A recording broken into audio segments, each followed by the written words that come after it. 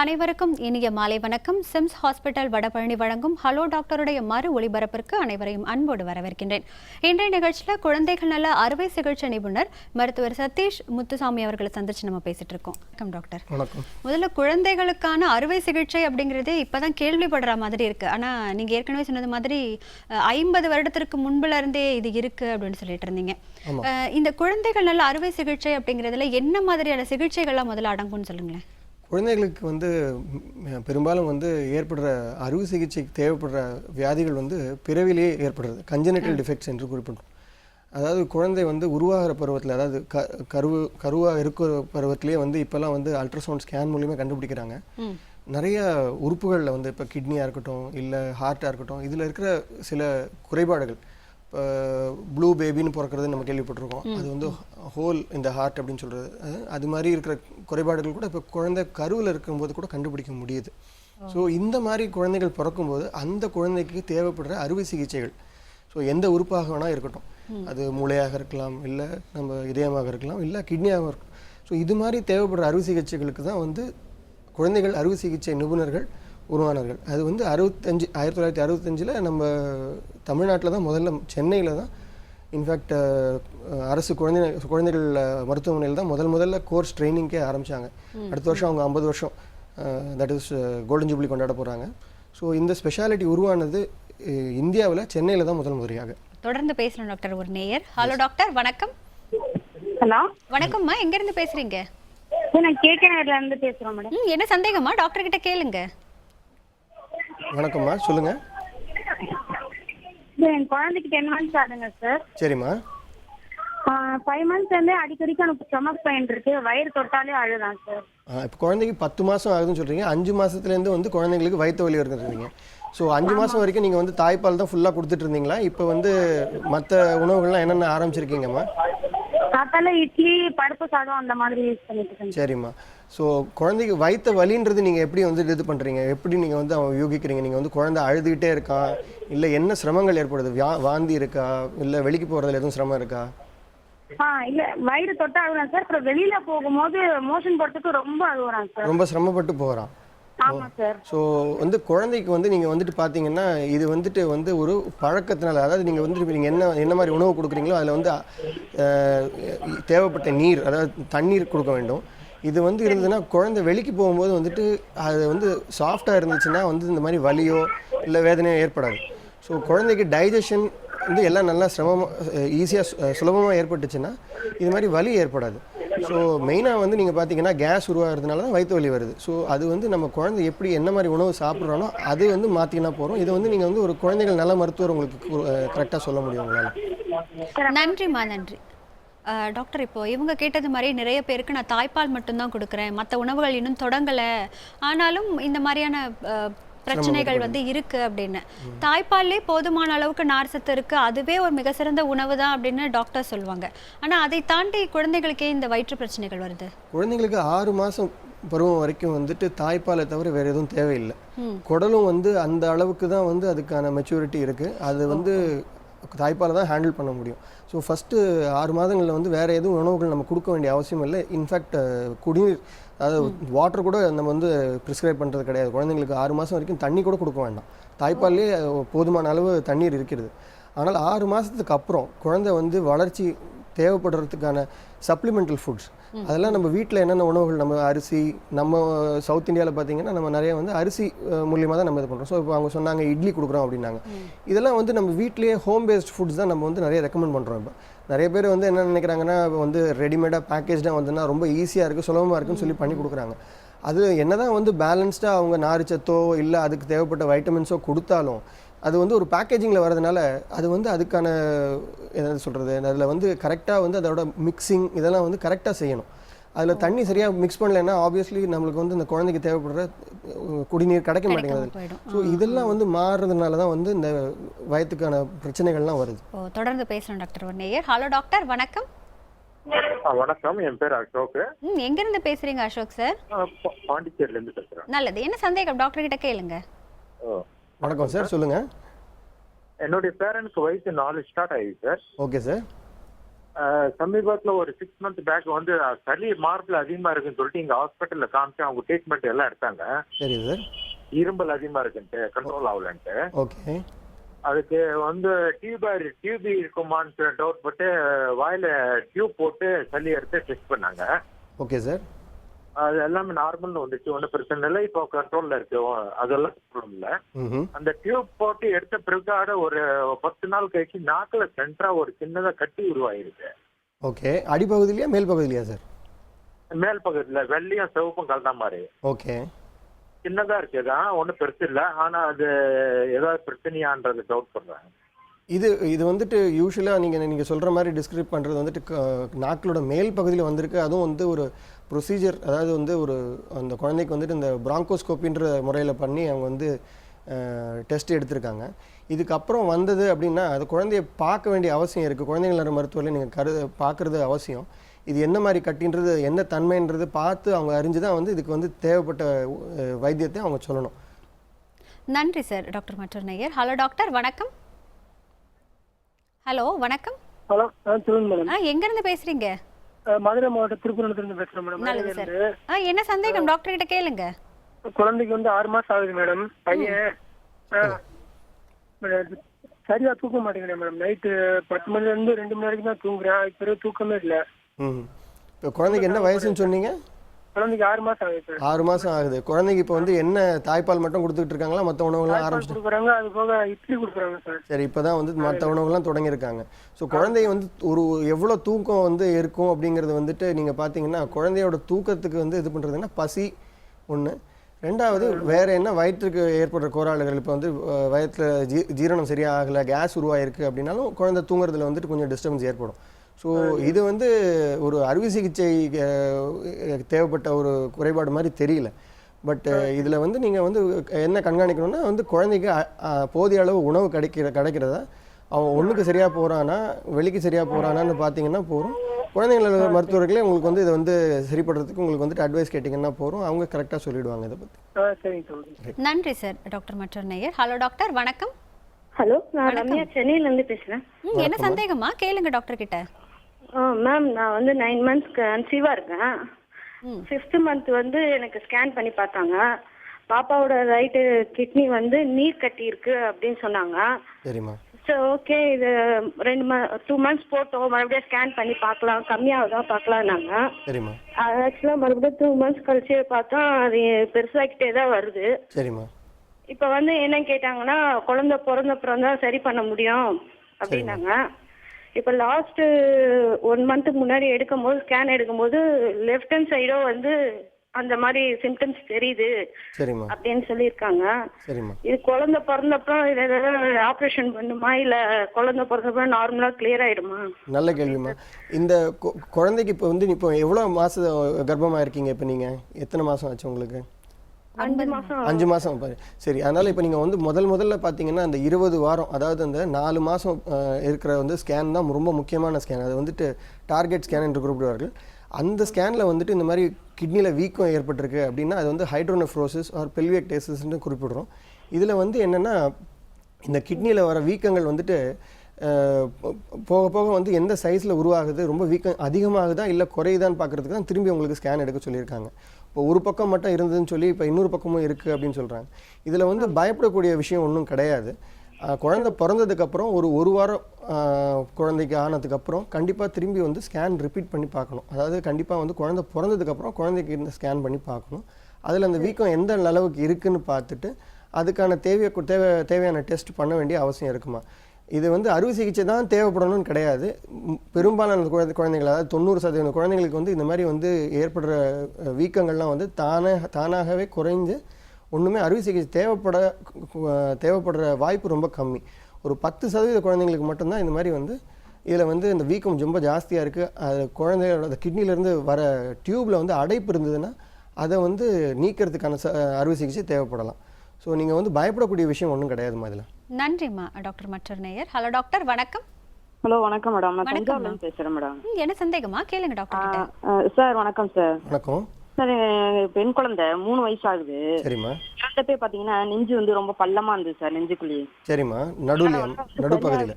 சொல்லுங்க சார். நடுப்பகுதியிலையாம்மா? ஆமா சார், நடுவுல சரிம்மா. பள்ளமா இருந்தது. வளர வளர சரியாயிடுன்னு சொன்னாங்க. ஆனா இன்னும் பள்ளம் வந்து அந்த அளவுக்கு பெருசா தான் ஆயிட்டு இருக்கக்கூடிய, இன்னும் மறையலாம் இல்ல சார். அந்த அளவுக்கு ரொம்ப பள்ளமாவே இருக்கு. இப்ப நம்ம கையை இப்ப குழியா அப்படி வச்சு பார்த்தோம்னா எவ்வளவு பள்ளம் இருக்கோ அந்த அளவுக்கு பள்ளம் இருக்கு. ஓகே சரிம்மா. இதுக்கு வந்து பெக்டஸ் அப்படின்னு சொல்லுவாங்க, பெக்டஸ் எக்ஸ்கவேட்டம் அப்படின்னு சொல்லுவாங்க. அதாவது இந்த மார் எலும்பு வந்து சரியாக உருவாகாமல் அது ரொம்ப சாஃப்டாக இருக்கிறதுனால இந்த மார்பு இருக்கிற ரிப்ஸ் எல்லாம் வந்து இந்த ஒரு பள்ளம் மாதிரி ஏற்பட்டு அந்த ஒரு டிஃபெக்ட். ஆமாம். ஸோ இந்த வயசில் வந்துட்டு அவங்க சொன்ன அறிகுறி வந்து சரிதான். அதாவது கொஞ்சம் போக போக வந்து எப்படி டெவலப் ஆகுது, எப்படி வளர்ச்சி ஏற்படும் போது எப்படி மாறுதுன்றது பார்ப்பாங்க. பட் இதில் வந்து என்னன்னா முன்னாடி வந்துட்டு வந்து இதில் வந்து ரொம்ப வளர்ச்சி தெரியாமல் இருந்தது, எப்படி வந்து இதுக்கு அறுவை சிகிச்சை பண்ணணும்னு தெரியாமல் இருந்தது. பட் இது வந்து போக போக என்ன ஆகும்னா வந்து நம்ம நுரையீரலை வந்து வளர்ச்சியை கூட வந்து இது பாதிக்கலாம். ஸோ குழந்தை வளர வர வந்து அடிக்கடி சளி வந்து ரொம்ப அடிக்கடி இருமல் சளி எல்லாம் அடிக்கடி பிடிக்குது சார். ஆனால் சரிம்மா, சளி பிடிக்கிறதுங்கிறது ஒரு சாதாரண இதுதான். பட் ஆனால் என்ன சொல்றேன்னா நுரையீரலோட வளர்ச்சியை, நுரையீரல் வந்து இறுக்கி அமுக்குற மாதிரி ஒரு இது ஏற்படுற ஒரு தருணம் ஏற்பட்டதுன்னா இது வந்து அறுவை சிகிச்சை மூலியமா சரி பண்ண வேண்டிய அவசியம் தேவைப்படும். ஸோ அதுக்கான அறுவை சிகிச்சை இன்று வந்து என்னென்னா அந்த தொரக்கோஸ்கோபி இல்லை லாப்ரோஸ்கோபி முறையிலையும் பண்ணுறது வந்துட்டு இன்னைக்கு இயல்பில் இருக்குது. ஸோ நீங்கள் ஒரு கரெக்டான ஸ்பெஷலிஸ்ட் அணுகுனீங்கன்னா அவங்க கரெக்டாக அதுக்கான உங்களுக்கு இதுக்கான வைத்தியம் என்னென்ன பண்ணணும் அப்படின்னு சொல்லுவாங்க. நன்றிம்மா. டாக்டர் மற்றொரு நேயர். ஹலோ டாக்டர், வணக்கம். வணக்கம் மேடம், நாங்க ராஜபாளையத்துல இருந்து பேசுறோம். நல்லதுமா, என்ன சந்தேகம் கேளுங்க டாக்டர் கிட்ட. வணக்கம். இப்போ நாங்க பிரெஸ்ட் ஃபீடிங் பண்றோம் மேடம், அதோட சேர்த்து இந்த லாக்டோஜன் பவுடர் சேர்த்து கொடுக்குறோம். அதனால எதுவும் பிரச்சனையா என்னன்னு கேட்கணும். குழந்தைக்கு என்ன வயசுமாச்சு? 37 days ஆகுது டாக்டர். 37 days. இப்போ குழந்தைங்களுக்கு வந்து நாங்கள் வந்து ரெக்கமெண்டட் ஏஜ் வந்து 6 மாதம் வரைக்கும் வந்து தாய்ப்பால் மட்டும் போருமானது அப்படின்னு சொல்லி தான் வந்து எல்லா குழந்தைகள் மருத்துவர்களும் பரிந்துரைக்கிறார்கள். பட் நீங்கள் சொல்கிறது என்னென்னா 37 நாள்லேயே வந்து நீங்கள் வந்து லாக்டோஜன் தொடங்கியிருக்காங்கன்னா அது எந்த காரணத்துக்காக தொடங்கினாங்க? பால் பத்தவில்லை கம்மியா இருக்க மாதிரி ஃபீல் ஆகுது. அப்புறம் மேனுவலா வேற பம்ப் பண்ணி கொடுத்துட்டு இருக்கீங்க. ஆமா. ஸோ இதில் வந்து பத்த மாட்டேங்கிறது அப்படிங்கிறதோட இது எப்படி பார்க்கணும்னா குழந்தையோட எடை ஏறுகிறதா. அதாவது குழந்தைகள் மருத்துவர்கள் கரெக்டாக சொல்லுவாங்க உங்களுக்கு ஒரு 3.6 இருந்தது டாக்டர் தரந்த போது, இப்போ 4.10. இது நல்ல எடை ஏறி இருக்கு குழந்தைக்கு. ஸோ நீங்கள் வந்து குழந்தையோட வந்து நீங்கள் வந்து எடை ஏறுகிறதா என்றது பார்த்து அது சரியா இருக்குன்னா வெறும் தாய்ப்பால் மட்டுமே 6 மாதத்துக்கு போதுமானது தான். சப்ளிமெண்டல் பால் கொடுக்க அவசியம் கிடையாது. பட் பால் பம்ப் பண்ணா அது எவ்வளவு நேரம் ஸ்டோர் பண்ணிருக்கலாம்? நீங்க உடனே வந்து அதை வந்து ஸ்டோர் பண்ணி ஃப்ரிட்ஜில் வந்து அன்னைக்கு ஒரு 6 மணி நேரத்துக்குள்ள கொடுத்தா ஒன்றும் ப்ராப்ளம் இருக்காதுமா. Okay doctor. நன்றிம்மா, நன்றி. டாக்டர் மற்றொரு நேயர். ஹலோ டாக்டர், வணக்கம். வணக்கம் மேடம். வணக்கம் சார், எங்க இருந்து பேசுறீங்க? தாராபுரம் மேடம், தாராபுரம். என்ன சந்தேகம் கேளுங்க டாக்டர் கிட்ட. சார் வணக்கம் சார். வணக்கம் சார், பையனுக்கு 4 வயசு ஆகுதுங்க சார். சரிங்க. 2 விதையில ஒரு விதை தான் பையனுக்கு இருக்குங்க சார். ஓகே. டாக்டர் செக் பண்ணி ஸ்கேன் பண்ண சொன்னாங்க சார். சரிங்க. ஸ்கேன் பண்ணுங்க, விதை வந்து முழுசாவே இல்லைன்னு சொல்லிட்டாங்க சார். சரி, ஸ்கேன் வந்து இப்போ குழந்தைக்கு 4 வயசு ஆகுதுன்றீங்க பையனுக்கு. ஸோ 2 விரையில் ஒரு விரை தான் வந்து தென்படுகிறது. கையில் வந்து வைத்து பார்க்கும்போது மருத்துவரே வந்து உங்கள்கிட்ட கூறிக்கிறது என்னன்னா விரை வந்து கையில் தென்படவில்லை இல்லையா? ஆமாங்க சார். ஆமாம். ஸ்கேன் பண்ணியும் வந்து அந்த விரை வந்து இருக்கிறதா இல்லையான்றது அவங்களால ஊர்ஜிதப்படுத்த முடியல. கரெக்டா? ஆமாங்க சார். ஆமாங்க. சரி, இது வந்து அன்டிசென்டட் டெஸ்டஸ் அப்படின்னு சொல்லுவோம். அதாவது விரை வந்து உருவாகிறது வந்து நம்ம வயத்துக்குள்ளே தான் உருவாகுது. விரை வந்து கீழே வந்து வயத்துக்குள்ளேருந்து வெளியே வந்து விரைப்பைக்கு இறங்க வேண்டிய தருணம் வந்து குழந்தை பிறப்பதுக்கு ஜஸ்ட் முன். ஸோ அதனால் அந்த விரை வந்து இறங்கவில்லை அப்படின்னா இது வந்து கண்டுபிடிக்கிறதுக்கு வந்து ஒரு வழி வந்து என்னென்னா இந்த மாதிரி ஸ்கேனை இன்டெரக்டாக பண்ணி பார்க்குறாங்க. பட் 100% ஊர்ஜிதப்படுத்தணும். இப்போ விரை உருவாகி வயிற்றுக்குள்ளே தான் இருக்குது அப்படின்னா லாப்ரோஸ்கோபி முறையில் வயிற்றுக்குள்ளே ஒரு சின்ன கேமராவை போட்டு பார்ப்போம் நாங்கள். அது இதில் வந்து நம்ம வந்து விரை வந்து உள்ளே உருவாகிருக்குன்றது 100% நமக்கு தெரிஞ்சிடும். இப்போ உருவாகவே இல்லை என்றால் ஒன்றும் கவலைப்பட வேண்டாம். ஏன்னா இன்னொரு விரை இருக்குது, அது நார்மலாக வேலை செய்யும். பட் உருவாகி வயிற்றுக்குள்ளே இருந்ததுன்னா இது முக்கியமான ஒரு இது என்னென்னா வயிற்றுக்குள்ளே வந்து அதோட வெப்பம் வந்து ஜாஸ்தி. நமக்கு விரைப்பை வந்து உருவானதே வந்து வெப்பத்தை குறைக்கிறதுக்கு தான், டெம்பரேச்சரை குறைக்கணும். அது ஒரு 3 டிகிரி கம்மியாக இருக்கும். அப்போ வந்து விரையோட ஃபங்க்ஷன், அதோட இந்த விந்து ப்ரொடியூஸ் பண்ணுற ஃபங்க்ஷன் எல்லாம் வந்து நார்மலாக இது பண்ணணும்னா இது வந்து விரை பைக்குள்ளே தான் இருக்கணும் விரை. ஸோ வயிற்றுக்குள்ளே இருந்ததுன்னா அந்த வெப்பம் கூடுறதுனால அந்த விரையில் பிற்காலத்தில் குழந்தைக்கு வந்து அதில் வந்து கட்டியோ டியூமரோ ஏற்படலாம். ஸோ இந்த ஒரு காரணத்துக்காக இதுக்கு அறுவை சிகிச்சைங்கிறது அவசியம். ஸோ இது வந்து முதல்ல கண்டறிய வேண்டியது என்னென்னா விரை உருவாகியிருந்தால் வயிற்றுக்குள்ளே இருக்கிறதா என்றது நம்ம கண்டறிய வேண்டும். அதுக்கு நீங்கள் வந்து ஒரு குழந்தைகள் அறுவை சிகிச்சை நிபுணரை கண்டிப்பாக நீங்கள் வந்து பார்க்கணும் சார். நன்றி சார். டாக்டர் மற்றொரு நேயர். ஹலோ டாக்டர், வணக்கம். ஹலோ ஹலோ, வணக்கம்மா, எங்கிருந்து பேசுறீங்க? திருநெல்வேலியில இருந்து பேசுறேன், தமிழ்ச்செல்வி. என்ன சந்தேகம் கேளுங்கம்மா டாக்டர் கிட்ட. சொல்லுங்கம்மா. பையனுக்கு 4 வயசு சார். சொல்லுங்கம்மா. மோஷன் வந்து அப்பப்போ ரொம்ப ஸ்ட்ரெயின் பண்ணி முக்கி போயிட்டு இருக்கான். டாக்டர் கிட்ட கேட்டதுக்கு ஃபைபர் நிறைய கொடுக்கணும், அவன் குடலே அந்த மாதிரி இருக்கு. சரிம்மா, குழந்தைக்கு 4 வயசு ஆச்சுன்னு சொல்றீங்க. இப்போ நீங்க வந்துட்டு அவன் முக்கி போறான் அப்படின்றீங்க. இது வந்து ரொம்ப காமனான ப்ராப்ளம். இன்றைக்கி நம்ம வந்து எஸ்பெஷலி நகரங்களில் பார்க்கும்போது குழந்தைங்களை வந்து இன்றைக்கி வந்து பெரும்பாலும் ஒரு 10 குழந்தைங்களை பார்த்தீங்கன்னா 8 குழந்தைங்க வந்து இந்த மாதிரி வந்து மலச்சிக்கல்னால கொண்டு வராங்க பேரண்ட்ஸ். மோஷன் வந்துகிட்டே இருக்கு, அப்பப்போ முக்கி ஸ்ட்ரெயின் பண்ணி போயிட்டு. ஸோ இப்போ வந்து முக்கியமாக நான் ஒரு 4 கேள்விகள் கேட்குறேம்மா உங்ககிட்ட. குழந்தை வந்து உட்கார்ந்து வெளிக்கு போகிறானா? அது போக மாட்டேங்குது. நின்றுக்கிட்டே போகிறான். ஸோ ரெண்டாவது வந்து குழந்தைக்கு வர மோஷன் வந்து ரொம்ப ஹார்டாக கடினமாக இருக்குது, ரொம்ப சிரமமாக பண்ணுறது, ரொம்ப முக்க வேண்டியிருக்குன்னு நீங்கள் சொல்கிறீங்க. ரெண்டாவது மோஷன் போகும்போது ரத்தம் வந்திருக்கிறது. ரெண்டாவது வந்து அடிக்கடி அப்படியே லீக் ஆகிட்டே இருக்குன்னு சொல்கிறீங்க. இதனால என்ன நான் கண்டறிய முடியுதுன்னா, அந்த குழந்தைக்கு வந்து மலச்சிக்கல் ஏற்பட்டு மலக்குடல் வீங்கி போய் மலம் வந்து நிறைய சேர்ந்து போயிருக்கு. அது சைடில் வந்து லிக்விடாக கொஞ்சம் லீக் ஆகிட்டு இருக்கு. இது குழந்தைக்கு ஒரு செமி சாலிடாக வருது. ஸோ இது வந்து என்னன்னா கலர் டிஃப்ரெண்டாக பிளாக்காக ப்ரௌனாக. ஸோ அதுவே இண்டிகேட் பண்ணுறது என்னன்னா இது பழைய மோஷன், அதாவது ரொம்ப நாளாக ஸ்டோர்டாக இருக்கிற மோஷன். குழந்தை உட்கார மாட்டேங்குது. ஸோ இதில் வந்து நீங்கள் சொன்ன மாதிரி நார்ச்சத்து அவங்க கொடுக்க சொன்னது சரியான தீர்வு தான். பட் ஆனால் அவங்க குழந்தைக்கு ஏற்பட்டதுக்கு என்னென்னா குழந்தைக்கு சரியாக பழக்கம் வரல. உட்கார்ற பழக்கம் நீங்கள் உண்டுபடுத்தணும். எப்படி உண்டுபடுத்துறதுன்னா, குழந்தைங்களுக்கு வந்து முதல்ல வந்து மோஷன் வெளியே வரும்போது வலி ஏற்பட்டதுன்னா குழந்தைங்க என்ன அதை வந்து இது பண்ணாங்கன்னா ஒரு பயம் ஏற்படுறது. குழந்தை உட்காரத்துக்கு ரொம்ப பயப்படும். உட்கார்ந்தா நம்ம வந்து மோஷன் போனோன்னா வலிக்கும், இதை வேண்டாம் அப்படின்னு அவாய்ட் பண்ண ட்ரை பண்ணுறாங்க. ஆமாம், அந்த அவாய்ட் பண்ணுறது தான் நம்ம ஸ்ட்ரெயின் பண்ணுறோம்னு நினச்சிப்போம், பார்த்தா அவங்க அவாய்ட் பண்ணுவாங்க, அதை ப்ரிவெண்ட் பண்ணுறாங்க. இப்போ ஒரு நாள் தங்கி போச்சுன்னா நெக்ஸ்ட் டே வந்து மோஷன் இன்னும் கட்டி போய்டும், இன்னும் கொஞ்சம் வலிக்கும். ஸோ குழந்தைக்கு முதல்ல வந்து நீங்கள் வைத்தியம் பண்ண வேண்டியது முக்கியமாக என்னென்னா லாக்ஸேட்டிவ்ஸ், அதாவது குழந்தைக்கு வந்து இந்த மோஷனை சாஃப்டாக பண்ணுற மருந்து கொடுக்கணும். ரெண்டாவது டெய்லி உட்காந்து பண்ண வைக்கிற அளவுக்கு அவனுக்கு பழக்கம் உண்டுபடுத்தணும். அதில் முக்கியமான ஈடுபாடு வந்து நீங்கள் வந்து சாப்பாட்டில் இருக்கிற நார்ச்சத்து, குடிநீர், இதெல்லாம் நிறைய வந்து இது பண்ணாதான் வந்து மோஷன் சாஃப்ட் ஆகும்.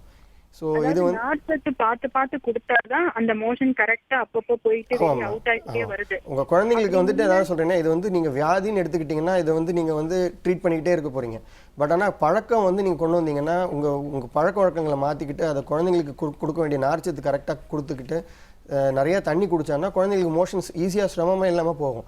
ஸோ நீங்கள் அதை வந்து மாற்றிட்டிங்கன்னாவே வந்து நீங்கள் வந்து முக்கால்வாசி நீங்கள் வந்து சரிப்படுத்திடலாம். மீதி இருக்கிற பகுதிக்கு டாக்டர் உங்களுக்கு ஹெல்ப் பண்ணுவாங்க. டாக்டர் மற்றொரு நேயர். ஹலோ டாக்டர், வணக்கம். ஹலோ வணக்கம்மா, எங்க இருந்து பேசுறீங்க? நான் பவானி தமிழ்ச்செல்வி பேசுறேங்க. என்ன சந்தேகம் கேளுங்கம்மா டாக்டர் கிட்ட. சார், எங்க பொண்ணுக்கு 4 வயசு ஆகுது, 4 வயசு முடிய போகுது. சொல்லுங்கம்மா. ஆனா வெயிட்டே ஏற மாட்டேங்கிறா, 10 கிலோலயே இருக்கிறா. எல்லாம் சாப்பிட்றான், நார்மலா சாப்பிட்றான். அப்புறம் நைட்டு யூரின் போறது, டெஸ்ட்ல யூரின் போறது மறக்க மாட்டேங்கிறா. டெய்லி எப்படியாவது போயிடுறா, ஒரு டைம் 2 டைம் ஆச்சும். சரிம்மா, நீங்கள் இப்போ 2 கேள்வி கேட்டிருக்கீங்க. ஒன்று வந்து 4 வயசு குழந்தை 10 கிலோ தான் இருக்கா அப்படின்னு சொல்லியிருக்கீங்க. குழந்தை வந்து சாப்பிட்ற உணவு வெயிட் கெயின்ன்றது வந்துட்டு அதை வந்து குழந்தைங்கள மருத்துவர் பார்ப்பாங்க. அவங்க வந்து அந்த வெயிட் வந்து அந்த வயசுக்கு தகுந்த மாதிரி அந்த சார்ட் இருக்குமா, அந்த சார்ட் படி வளர்ந்துட்டு இருந்தாங்கன்னா அவங்க வந்து ஒன்றும் கவலைப்பட வேண்டாம்னு சொல்லுவாங்க. நீங்கள் 2வது கேள்வி கேட்டீங்க, அந்த மாதிரி குழந்தை வந்து பெட்டில் யூரின் போகிறா அப்படின்ட்டு.